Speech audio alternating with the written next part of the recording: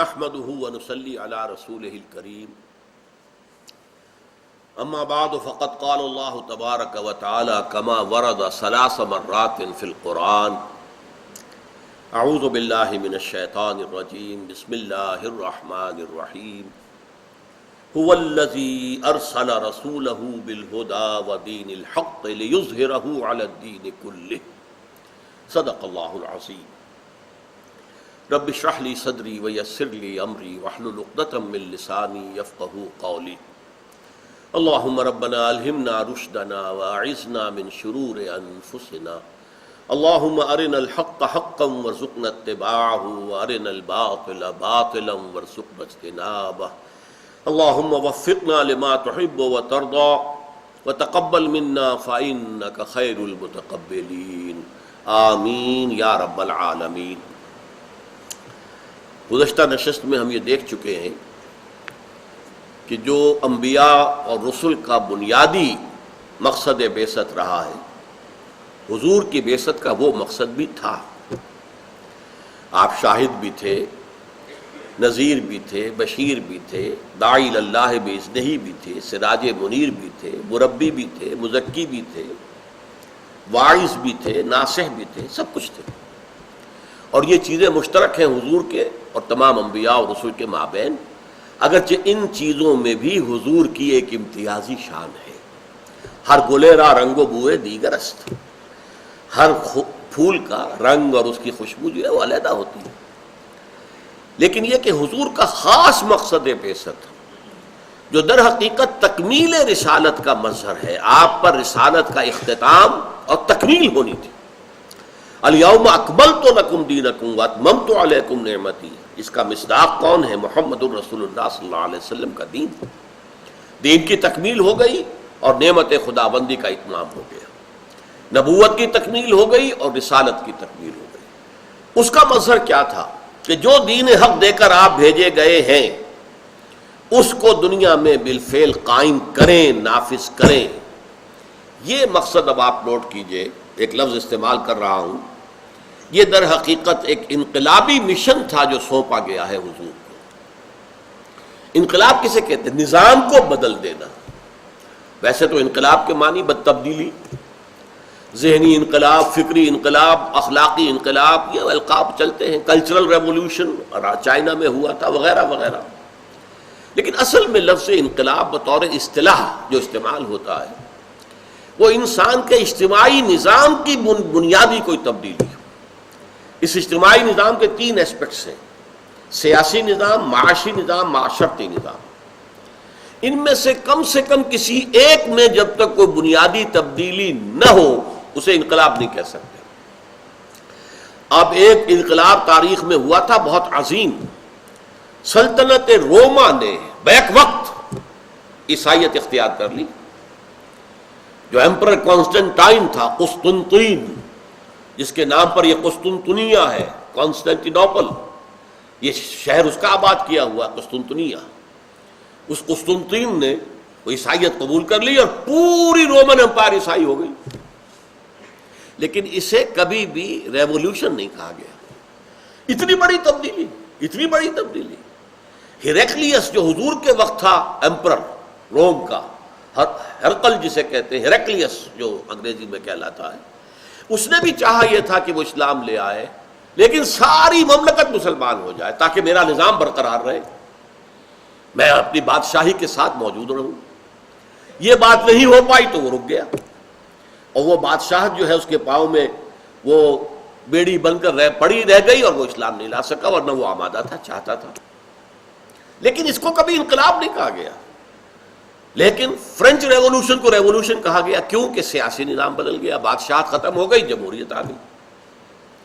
اسی طریقے سے بولشوک ریولوشن، یہ بھی ریولوشن ہے، اس لیے کہ معاشی نظام بدل گیا، مینز آف پروڈکشن جو ہے وہ انفرادی ملکیت میں نہیں رہیں گے بلکہ سب نیشنلائز ہو جائیں گے، پوری قوم کی ملکیت ہوگی۔ یہ انقلابات ہیں۔ اسی معنی میں کسی درجے میں ایران کے انقلاب کو بھی صحیح کہا گیا ہے کہ بادشاہت ختم ہو گئی، علماء کی حکومت قائم ہو گئی، نظام تو بدلا نا، سیاسی نظام میں ایک بڑی بنیادی تبدیلی آ گئی، کہاں بادشاہت، کہاں علماء کی حکومت کے تحت جو ہے وہ ایک جمہوریت ہے وہاں، لیکن وہ جمہوریت علماء کے نیچے نیچے ہے. اصل سپریم اتھارٹی جو ہے وہ آیت اللہ خامنہئی ہے، راہبر. وہ جب چاہیں کسی پارلیمنٹ کے حکم کو جو ہے ختم کر دیں، جب چاہیں صدر کو جو ہے وہ ڈسمس کر دیں، ان کے پاس تو اختیارات کھلی ہیں.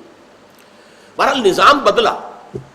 اب اسی معنی میں سمجھیے کہ محمد الرسول اللہ صلی اللہ علیہ وسلم کے دست مبارک سے تاریخ انسانی کا عظیم ترین انقلاب آیا.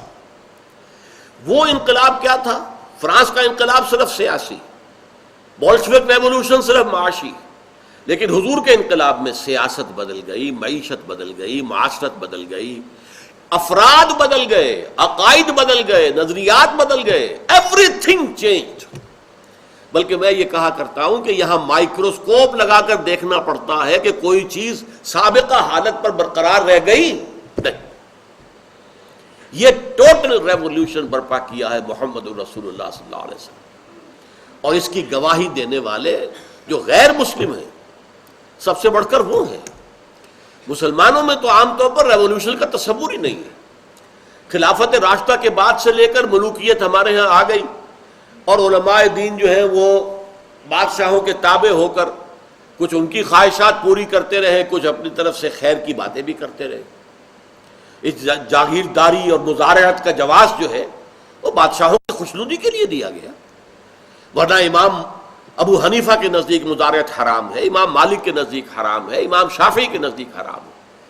لیکن امام ابو حنیفہ کے شاگردوں نے، قاضی ابو یوسف امام محمد نے مزارعت کا جواز دیا، اس لیے کہ انہوں نے عہدہ قبول کر لیا حکومت کے اندر، حکومت سے تعاون کیا، جبکہ ان کے استاد امام ابو حنیفہ نے یہ عہدہ قبول نہیں کیا، تعاون نہیں کیا، مارے کھائیں، جیل میں گئے، لیکن کھڑے رہے کہ تعاون نہیں کروں گا.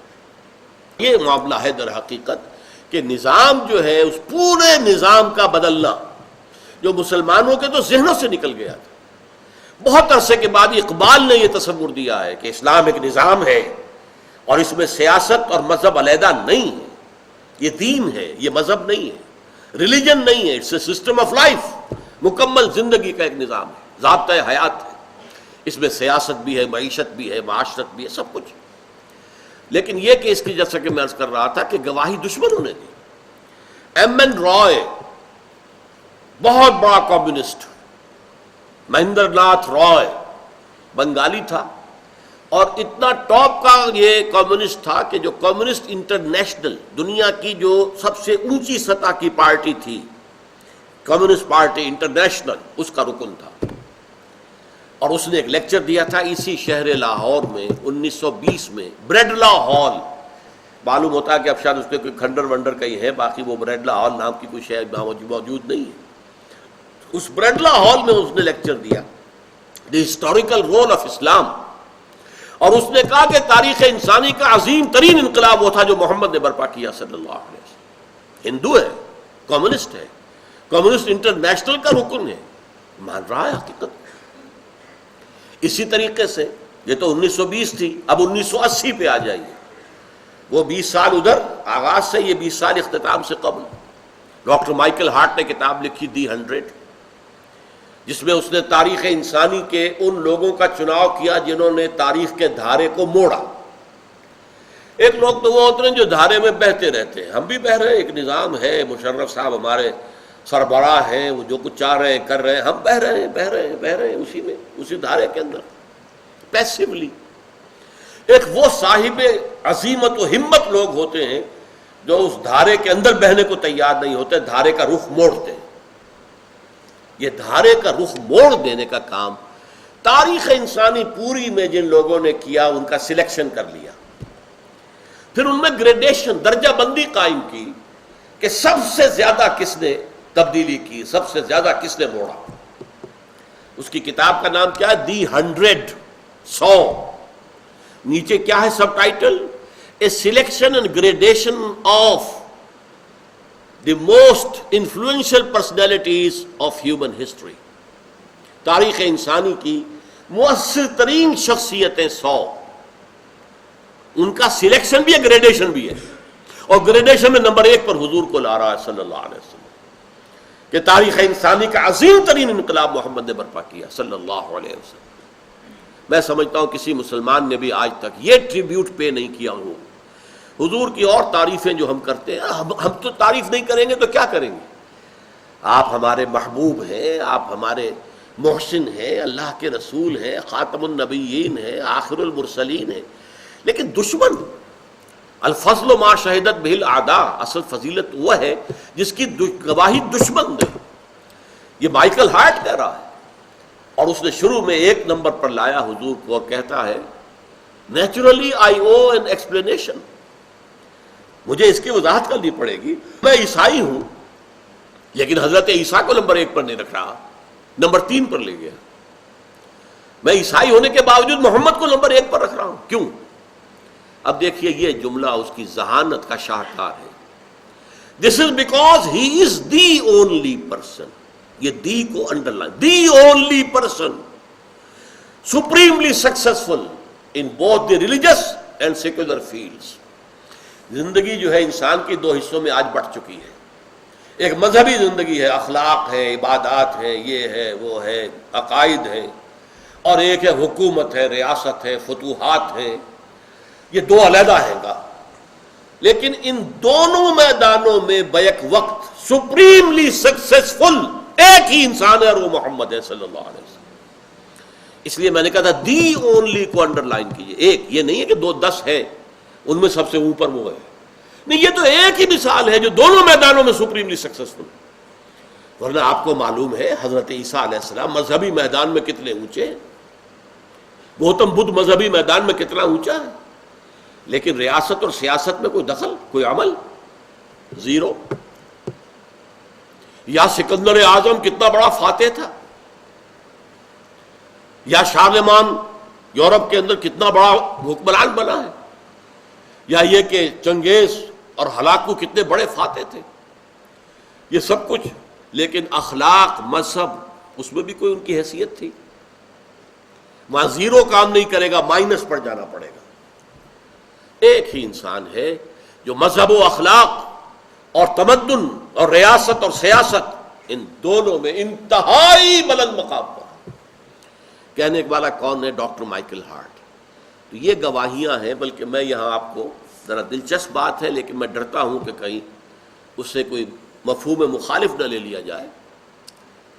برنارڈ شاہ نے کہا تھا، آپ کو معلوم ہے کہ بہت بڑا انگریزی کا ادیب، ڈرامہ نگار خاص طور پر، اس نے کہا تھا گاندھی کے بارے میں، ہی is a Saint among politicians and a politician among saints. وہ سیاست دانوں میں تو نمایاں ہے کہ درویش ہے، اور کوئی سیاست دان درویش تو نہیں، لنگوٹی باندھے پھرتا ہے، ننگے پاؤں پھرتا ہے، ننگے سر، اور اس کا جو بھی ہے بس بکری کا دودھ پیتا ہے وغیرہ وغیرہ. درویش. ہی is a saint among politicians. Politicians کے اندر بیٹھا ہوگا، سیاست دانوں میں تو نمایاں کیوں ہوگا کہ درویش ہے، اور درویشوں میں بیٹھا ہوگا تو نمایاں کیوں ہوگا کہ پولیٹیشن ہے، سیاست دان ہے. He is a saint among politicians and a politician among cents.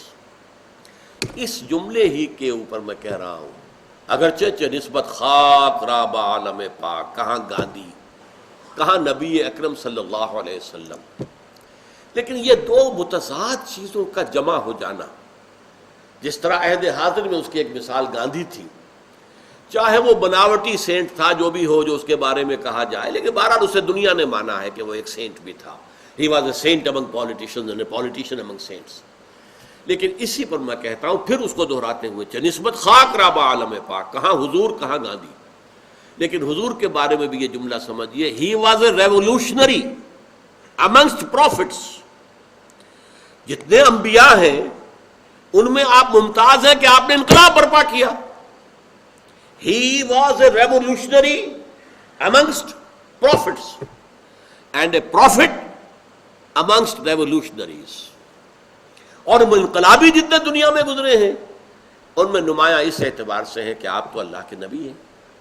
نبوت اور انقلاب، دنیا کے عملی نظام کو بدل دینا، یہ صرف ایک شخصیت میں جمع ہے، شخصیت محمد الرسول اللہ صلی اللہ علیہ وسلم. آپ دیکھیے بعض اعتبارات سے بعض دوسرے انبیاء اور رسول کتنے بلند مقام پر ہیں. حضرت ابراہیم کی 3 نسبتیں ہیں. خلیل اللہ ہے، واتخذ اللہ ابراہیم خلیلا.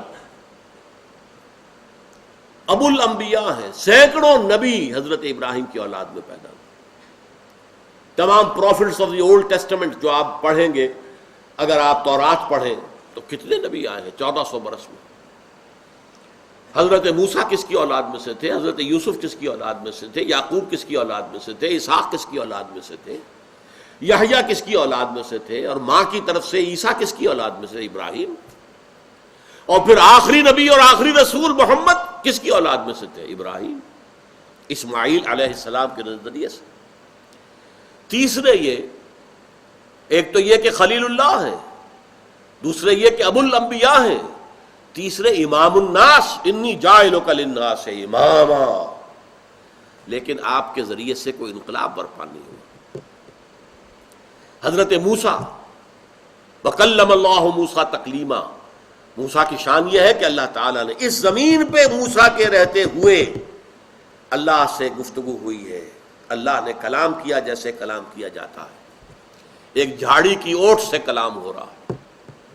حضور سے بھی کلام ہوا ہے، لیکن وہ ہوا ہے جا کر 7ویں آسمان پر، عند سدرۃ المنتہا، وہاں کلام ہوا ہے. اس دنیا میں رہتے ہوئے براہ راست کلام نہیں ہوا، وحی آتی نہیں. لیکن یہ کہ حضرت موسیٰ کے ہاتھوں کو انقلاب برپا نہیں ہوا، کوئی نظام قائم نہیں ہوا، کوئی حکومت الہیہ قائم نہیں ہوئی. حضرت عیسیٰ سراپا معجزہ، پیدائش معجزہ، ایسے ایسے معجزے جن کا کہ واقعہ یہ کہ ان سے اوپر کوئی معجزہ ہو نہیں سکتا. خلق حیات جیسا معجزہ کہ گارے کا پرندہ بنایا، پھونک ماری اور اڑتا ہوا پرندہ ہو گیا. یہ تو خاص اللہ کا کام ہے، خلق حیات. اور حضرت عیسیٰ کے ہاتھوں وہ ہو رہا ہے. مردہ کو زندہ کر دینا، قم باذن اللہ، اور قبر میں سے مردہ نکل کر چلا آ رہا ہے اپنے اسی کفن لپیٹے ہوئے. لازارس کم آؤٹ، حکم دیا ہے اور واقع یہ اللہ کا کام ہے. وہی دوبارہ زندہ کرتا ہے.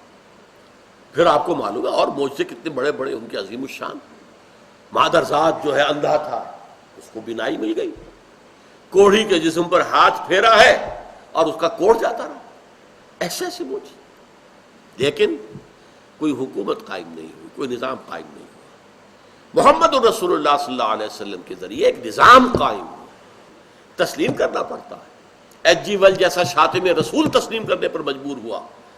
اس نے اپنی کتاب جو concise history of the world, اس میں حضور پر بڑے رقیق حملے کیے.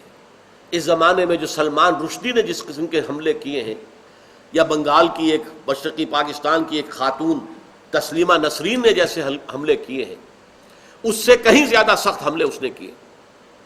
لیکن اسی کتاب میں جو خطبہ حجۃ الوداع پر آیا ہے تو جیسے گھٹنے ٹیک کر حضور کی عظمت کا اقرار کر رہا ہے کہ یہ جو حضور نے فرمایا لا فضل لعربی علی عجمی ولا لعجمی علی عربی الا بالتقوی، کسی عربی کو کسی عجمی پر کوئی فضیلت نہیں، کسی عجمی کو کسی عربی پر، کسی عربی کو کسی عجمی پر کوئی فضیلت نہیں، کسی گورے کو کسی کالے پر، کسی کالے کو کسی گورے پر کوئی فضیلت نہیں الا بالتقوی.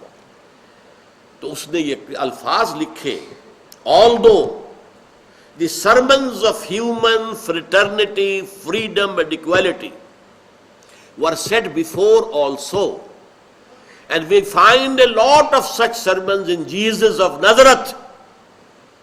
کیا ترجمہ ہوا؟ اگرچہ انسانی حریت و اخوت و مساوات کے واعظ تو دنیا میں پہلے بھی کہے گئے تھے، اور ایسے بہت سے واعظ ہمیں حضرت عیسیٰ علیہ السلام کے مواعظ میں بھی ملتے ہیں.